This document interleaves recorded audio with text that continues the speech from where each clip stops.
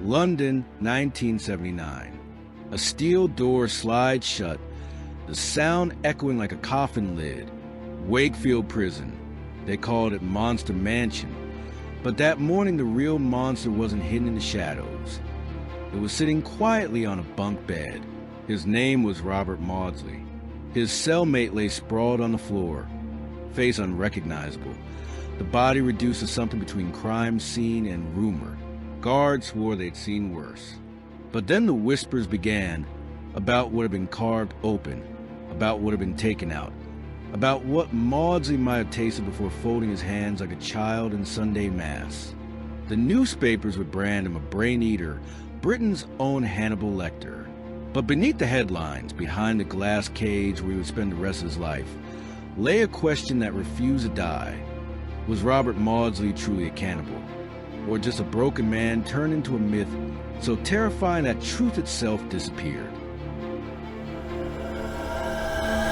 The guards swore they heard nothing. Steel doors sealed, concrete walls thicker than tombstones. Yet silence was the most terrifying thing of all. When they unlocked the cell inside Wakefield Prison in 1979, the air didn't greet them with the expected stench of sweat and hopelessness. Instead, it reeked of something scorched, metallic, and unspeakably wrong. Robert Maudsley sat on his bunk, eerily calm, his pale hands folded like a schoolboy caught in prayer. His cellmate, however, was unrecognizable. The body was mutilated, a horror scene portrait painted with clinical precision. In whispers that traveled faster than the guards' boots down the corridor, the story mutated. Maudsley hadn't simply killed his cellmate. He had opened his head. He had spooned out parts of his brain. And he had eaten them. That was the rumor. The details so lurid, so grotesque, it eclipsed all else. Newspapers latched on immediately, christening him with the only nickname that could possibly stick: the Brain Eater. But here's the thing. No one has ever been able to confirm with absolute certainty whether Robert Maudsley actually consumed his victim. The official record is slippery, contradicting itself, shuffling facts like a conjurer hiding a coin. Yet the legend grew louder than the truth. He became not just a murderer, not just a prisoner, but a ghoul inside the imagination of the British public. Behind bars, Maudsley's crimes didn't stop. Over the years, he killed again and again until even the prison system itself seemed terrified him. They entombed him in a glass cage beneath Wakefield, a modern Hannibal Lecter box where he remains to this day, pacing like an animal built to remind us that civilization's walls are paper thin. But why? Why would a boy who once painted models and played with toy soldiers turn into the most feared prisoner in British history? What forces bend a man into a monster? And more disturbingly, what do the blurred lines of truth and myth around his name reveal about the rest of us, about our craving for horror dressed as justice? To answer that, we have to unspool his story from the beginning, carefully, like disarming a bomb. Because Robert Maudsley's life isn't just a record of violence. It's a mirror held up to the darkest corners of human neglect, cruelty, and hunger, both literal and metaphorical. England in the 1970s was a nation stumbling through contradictions. The empire had collapsed, industry was choking, unemployment surged, and London itself, Robert Maudsley's birthplace, was suffocating under smog, poverty, and political unrest. Glam rock glittered in nightclubs, while strikes paralyzed the streets. Punk bands screamed against the establishment, but behind closed doors, thousands of children were suffering in silence, neglected, beaten, forgotten. This was the soil that grew Maudsley. Britain's social services were brittle, overwhelmed, and often indifferent.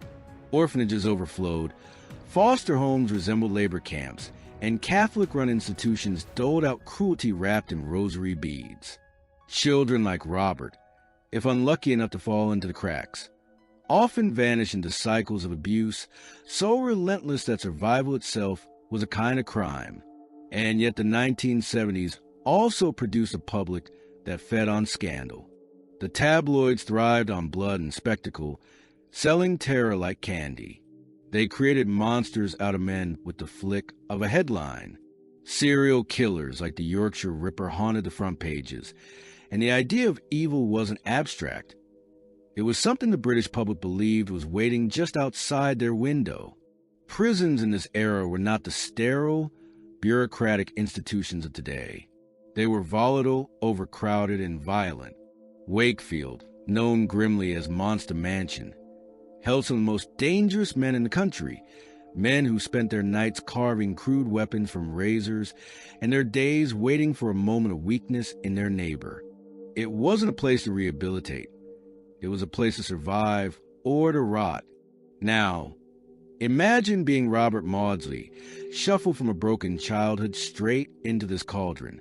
The boy who never felt safe, who never received kindness, now locked among predators who resemble the ones that haunted his earliest memories. To understand the crimes that would follow, you must first understand that England in the 1970s offered him no refuge. Every wall, whether in foster homes, in asylums, or in prison cells, seemed to breed hostility. What's worse, society itself was sharpening its appetite for men like him, not to save them, but to devour their stories. By the time Robert killed inside Wakefield, he was more than a prisoner. He was a headline waiting to be written, a bogeyman fashioned out of a man who had never known love, only cages. The stage was set not for redemption, but for legend, and legends in Britain at this time were often far more terrifying than the truth. Robert John Maudsley entered the world in 1953 in Liverpool, a city already battered by poverty. Bomb scars of the Blitz still etched into its bones. He was the fourth of 12 children, born into chaos. When Robert was just a baby, he and his siblings were placed in a Catholic orphanage. There, for a brief flicker time, life seemed gentler. The nuns, by Robert's later account, showed kindness, something resembling structure, maybe even affection. But then, like a cruel joke, his parents reclaimed him. It was the moment his childhood ended. The Maudsley home wasn't a home at all. It was a factory of brutality. His father, a man whose fist substituted for parenting, administered beatings so vicious they bordered on ritual. Robert's mother, absent when not complicit, watched or participated. Every day was survival training in miniature. Endure the blows, the taunts, the hunger. It was during these formative years that something inside Robert calcified. Instead of developing trust, he learned that every hand reached out to him only to strike. Instead of forming a self, he built armor. By adolescence, Robert had already begun drifting through the shadows of London. He turned to sex work, selling his body to men who valued him as little more than an object. He used the money for drugs, for temporary escapes from a reality that felt unbearable. Behind his quiet demeanor, however, lay a young man unraveling. He suffered frequent breakdowns, once attempting to end his own life by swallowing handfuls of pills. Doctors stamped him with the word unstable and passed him along like a cursed coin from ward to ward. And yet, if you look at photographs of him as a young man, you don't see a monster. You see a pale, fragile face framed by dark hair, eyes that seem too large for their sockets, almost delicate. If you pass him on the street, you might think he looked lonely, bookish even, someone who never quite fit in. That's the tragedy. Robert Maudsley wasn't born into violence. He was manufactured by it. Still, something inside him festered, an anger without outlet, a sorrow that boiled into rage. It simmered quietly until one day he would direct it outward.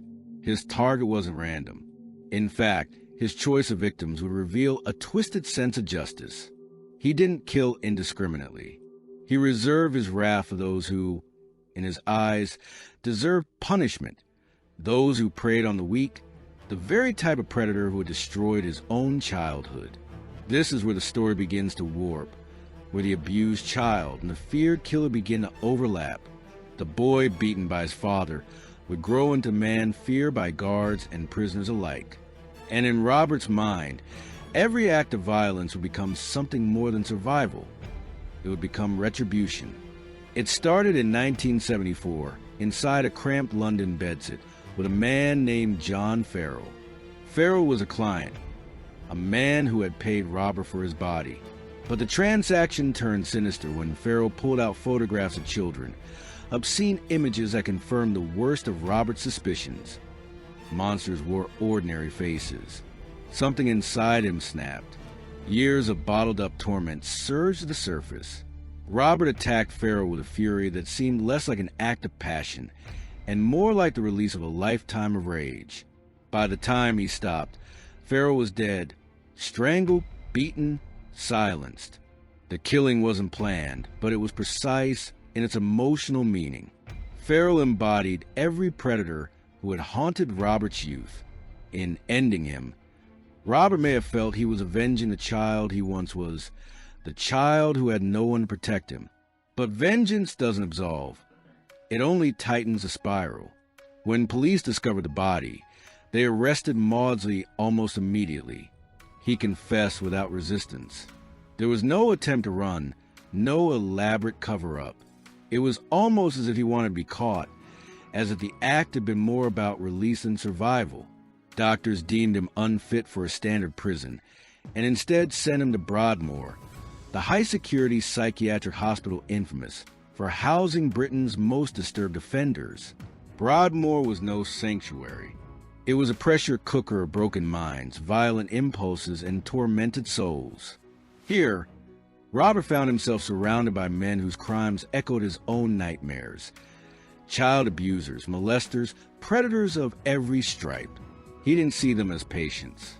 He saw them as enemies. And the institution, with its long, echoing corridors and constant hum of madness, became the breeding ground for his next act.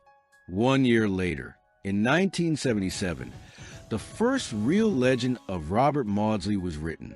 Along with another inmate, he lured a man named David Francis, convicted of crimes against children, into a cell. For hours, Francis was tortured, tormented, and finally killed. When guards eventually opened the door, the sight was so gruesome it entered prison folklore.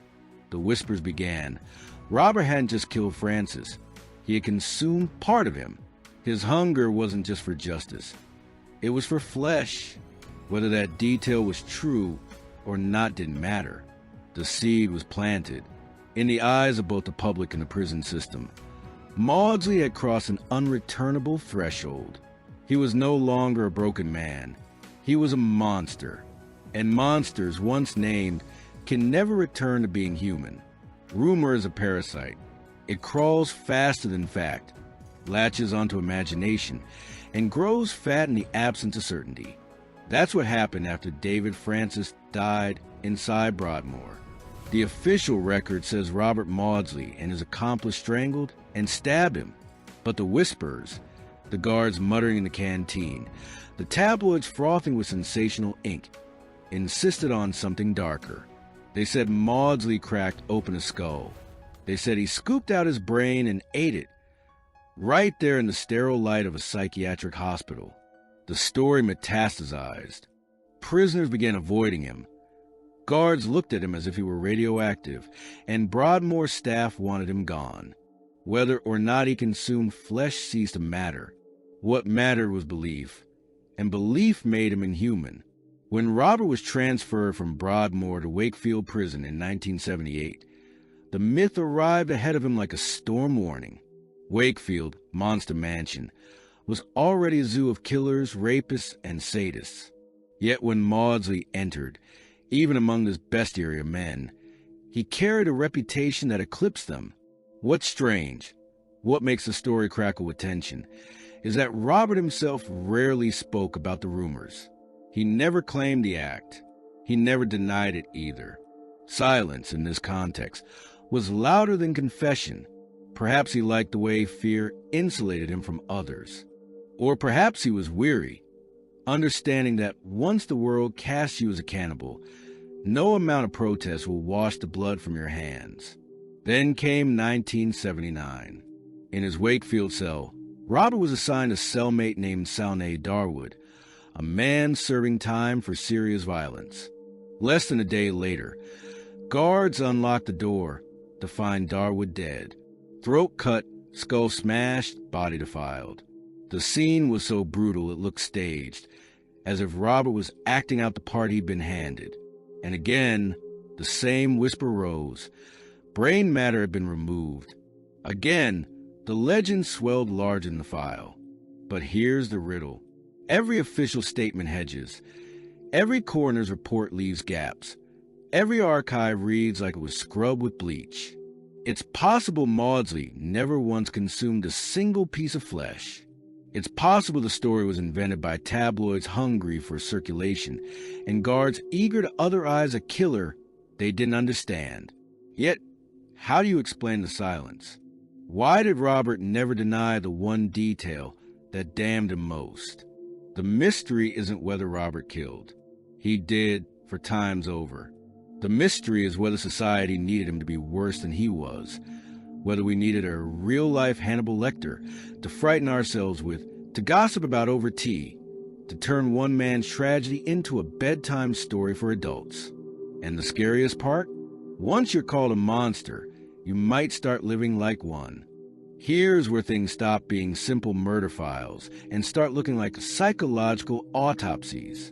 Each investigator, each journalist, each prison officer tried to decode Robert Maudsley as if he were a puzzle box, but every attempt only made him more enigmatic. The police reports on the John Farrow case were clear enough. Murder triggered by provocation, a sudden explosion after discovering photographs of children. Broadmoor's records paint him as unstable but selectively violent, targeting abusers, not random victims. Wakefield's files, though, read like horror fiction. Cellmates mutilated, heads smashed, whispered cannibalism. And yet when psychiatrists sat across from him, they didn't meet a foaming madman. They met someone quiet, articulate, eerily rational. One theory, Maudsley's murders were acts of vigilante justice. He targeted those who mirrored the monsters of his childhood, delivering punishment the system failed to. A killer of killers, some called him, the warped shadow of a moral code. But if that's true, why Darwood? His crimes weren't as clear-cut. Was Maudsley escalating, slipping from selective justice into unrestrained rage? Another theory. The cannibalism tale was a grotesque fabrication, birthed by tabloids and stoked by prison gossip. After all, there's no confirmed medical evidence. No coroner's report publicly states. Brain matter missing. Could it be that Robert became the victim of narrative? His silence weaponized into myth, his reality buried under layers of fear and fiction? And then there's the darkest theory. Maybe the rumor is true.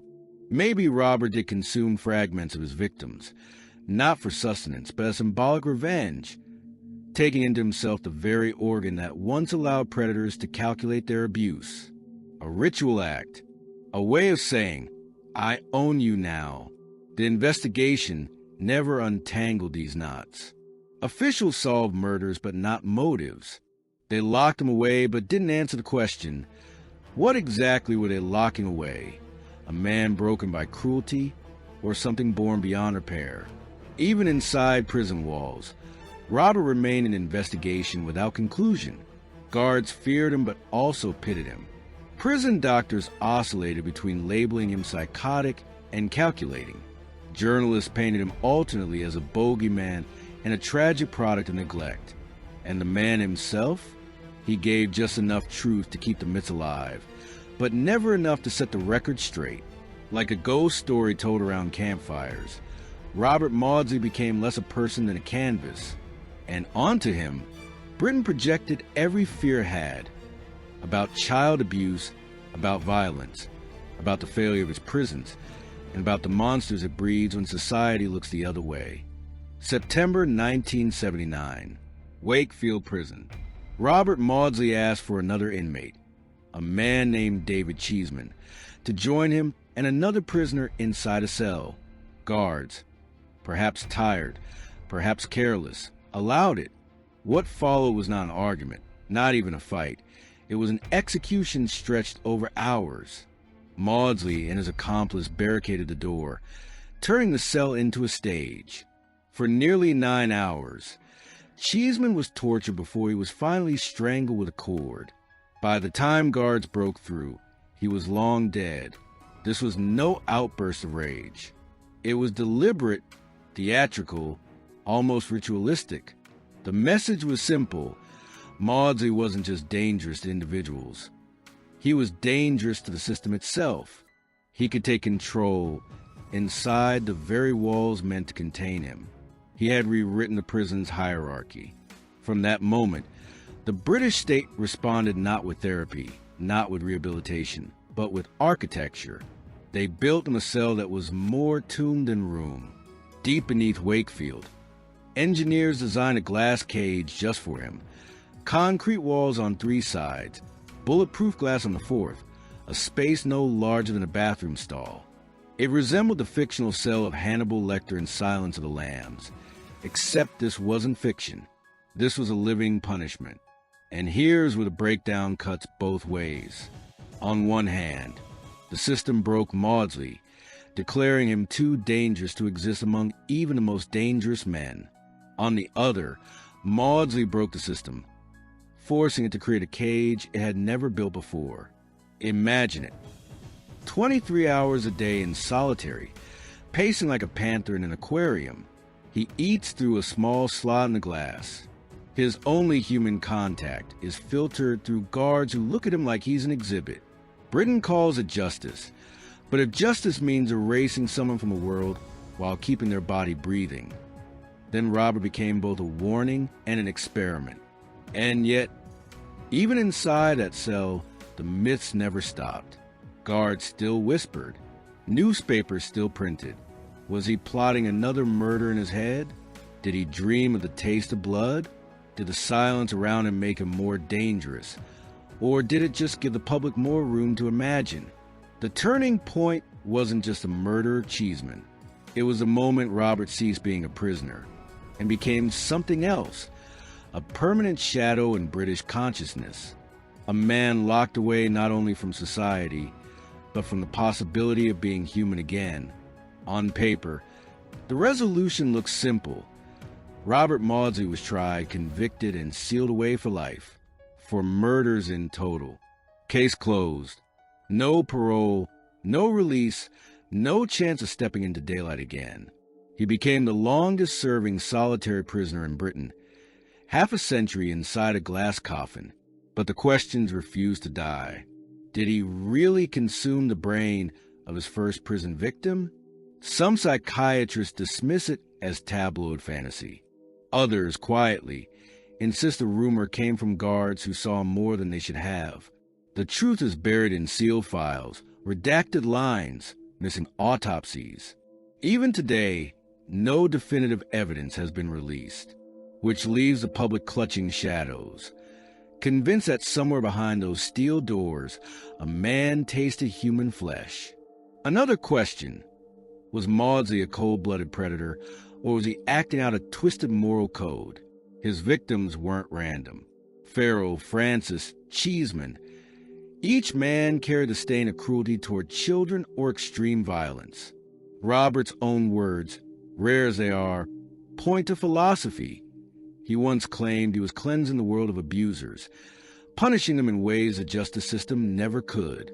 Does that make him an avenger? Or just another killer dressing his crimes in self-righteousness? And then there's the cruelest question of all. Did Britain create him? Would Robert have become Hannibal the cannibal if his father hadn't beaten him senseless, if social services had intervened, if someone had offered him compassion before violence hardened into his only language?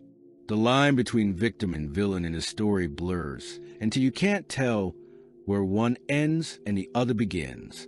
The official resolution, a man in a glass box, feels less like justice and more like containment of an idea, as though the state wanted to lock away not only Robert but the mirror he held up to them. The failure to protect children, the indifference of institutions, the hunger of tabloids that devour human tragedy and spit out monsters. So yes, Robert Maudsley's case is resolved. He'll die in Wakefield, alone, watched, studied like a specimen. But the legend, the whispers of cannibalism, the moral riddle of his killings, the image of man pacing endlessly behind glass, those remain unsolved, unkillable, feeding on the very silence that was supposed to smother them. Sometimes resolution isn't closure. Sometimes it's just a door bolted shut, behind which the unanswered questions continue to howl. Decades have passed, yet Robert Maudsley still paces inside his perspex cage. He's become less a prisoner and more a cultural artifact, Britain's own bogeyman in a glass jar. Every so often, tabloids resurrect his story with lurid headlines. The real Hannibal Lecter, as if he were a horror franchise that refuses to end. But the real aftermath isn't measured in newspaper ink. It's measured in scars left on the system. After Maudsley, British prisons began to confront their own failures, though often too late. His case exposed the cracks in mental health care, the brutality of solitary confinement, the hypocrisy of society that condemns violence while feeding on violent spectacle. He is, paradoxically, both a symbol of the system's strength. Look, we contain the monster, and of its weakness. Look, we created him. For criminologists, he remains a case study in how trauma mutates into violence. For psychologists, he's a haunting reminder of what happens when childhood neglect festers unchecked. And for the public, he's become myth. People compare him to Dracula, to Frankenstein's creature, to Lecter. But unlike those gothic inventions, Robert breathes. He eats. He ages. His legend grows precisely because he is still alive, locked beneath Wakefield like an inconvenient truth Britain doesn't know how to bury. There's also the grotesque irony of his isolation. By separating him from humanity, the prison system gave him the one thing myths thrive on: mystery. We don't see him, we imagine him. We don't hear him, we fill the silence with rumors. And so, the brain eater becomes immortal, not through his act alone, but through our refusal to stop whispering about them. And yet, in rare interviews and letters, Robert has expressed something unexpected: loneliness. He has requested a pet budgie for companionship. He has begged to be allowed contact with people, any people, outside his glass wall. These requests, almost pitiful in their simplicity, clash violently with the monstrous image painted of him. The same man called Britain's most dangerous prisoner longs for a bird to break the silence. The legacy of Robert Maudsley is not just about violence. It is about the uneasy pleasure society takes in constructing its monsters, in feeding fear until it eclipses fact. His story endures not because we understand it, but because we don't. He remains alive. And as long as he does, the legend keeps breathing too. Picture it. A man in his 70s, thin hair graying, eyes dulled by fluorescent lights, walking slow circles in a glass box. Not Hannibal Lecter with his theatrical menace, not a roaring beast. Just Robert Maudsley, fragile flesh inside a concrete coffin, still alive. He's been there longer than many of us have been alive. A museum piece of human cruelty. And I keep coming back to the sick irony. The world calls him a monster, but what does that make the world that built him?